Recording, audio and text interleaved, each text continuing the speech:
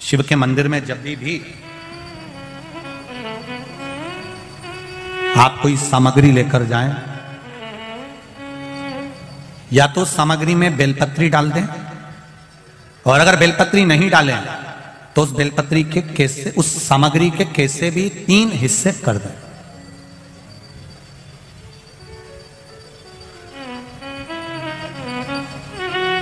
शिव महापुराण की कथा कर रही है, एक भाव वर्णन किया है।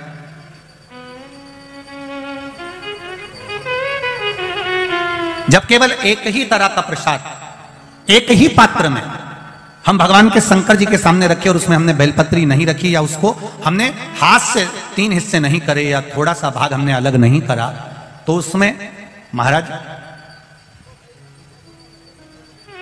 भगवान शिव के जो गण हैं उनका हिस्सा हो जाता है।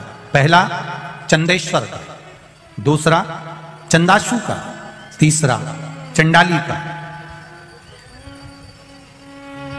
चौथा विश्वसेन का, और 5वां चंड का हिस्सा उस प्रसाद में हो जाता है। शिव महापुराण की कथा कर रही है, भगवान शंकर का चरित्र कह रहा है कि भगवान शिव के सामने जो भी हम भगवान के सामने प्रसाद रखें उसमें बेलपत्र अवश्य चढ़ना चाहिए, या थोड़ा सा भाग में अंतर कर देना चाहिए। जैसे आप भगवान शंकर के सामने रखें, आपने चिरौंजी रखी, चना रखा, चूरमा रखा, या कोई दही का पंचामृत रखा, उसमें भी आप एक बेलपत्र समर्पित कर सकते हैं। क्यों?